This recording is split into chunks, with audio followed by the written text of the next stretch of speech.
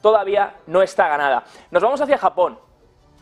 Y es que esta semana uno de los datos más importantes, además de PIB que presentará la eurozona del primer trimestre del año, como lo hará Estados Unidos también, primer dato de PIB del año, ese primer dato preliminar. Veremos cómo han crecido las economías en estos meses, en los primeros 3 meses del año.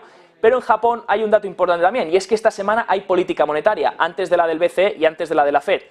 Y es la primera del nuevo gobernador, del gobernador Ueda. Bueno, pues hoy el gobernador se ha sentado en el Parlamento en Japón, Kazuto Ueda, y ha dicho que nuestra postura es continuar con el estímulo monetario junto con nuestra perspectiva de precios. A pesar de que en Japón se dieran la semana pasada, el viernes les contábamos, los datos de inflación que sorprendían al alza y que de hecho la subyacente no termina de bajar en el 3,1%, dice el gobernador Ueda que se espera que la inflación se enfríe por debajo del 2% en la segunda mitad de este año fiscal, que finaliza en marzo de 2024. ¿Esto no les recuerda un poco en Occidente a los bancos centrales cuando decían no, la inflación está controlada y se espera que se controle, mientras seguían con sus políticas de tipos de interés?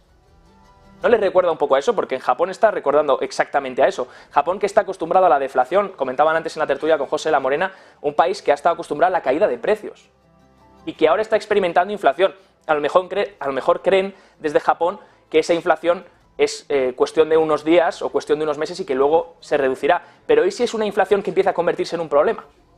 Bueno, pues ahí el Banco de Japón posiblemente tendrá que actuar. Y hay varias apuestas de grandes bancos de inversión. Por ejemplo, UBS está apostando que el yen podría subir un 10% si el Banco de Japón cambia su política ultra expansiva y empieza a hacer algún tipo de cambio, empieza a volverse un poquito más restrictivo. No hace falta que sea restrictiva, sino cambiar esa política muy ultra laxa, muy estimulante, y empezar a reducirla. A lo mejor incrementando el tope en los tipos de interés que tienen, lo tienen en el 0,5 en el 10 años, incrementar un poco el tope para que los intereses puedan volverse un poco más altos, y todo esto, claro, impactaría en cómo los japoneses empiezan a repatriar el dinero. Recuerden que si Japón ha estado viviendo con la deflación durante tantos años, los inversores han buscado depositar su dinero fuera y generar intereses fuera del país, porque en Japón no ganaban nada. Ahora bien, si eso empieza a cambiar y empiezan a pagar mayores intereses, y el yen empieza a subir contra el dólar, porque la política monetaria cambia, entonces todos esos fondos, todas esas aseguradoras e incluso los inversores individuales como nosotros, van a empezar a repatriar ese dinero a Japón y decir, ¿para qué invertirlo fuera y cubrir el coste de divisa y protegerme de la divisa cuando puedo invertirlo en mi propia divisa, en mi propio país y generar intereses?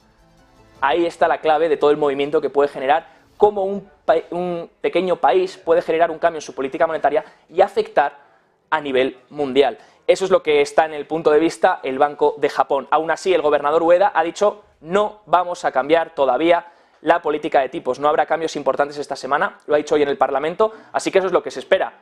Pero hoy en la siguiente reunión, hasta ahí estaremos vigilando, por supuesto, pero parece ser que esta semana tocará que todo se mantenga como ha sido hasta ahora. Bueno, nos movemos de Japón a China.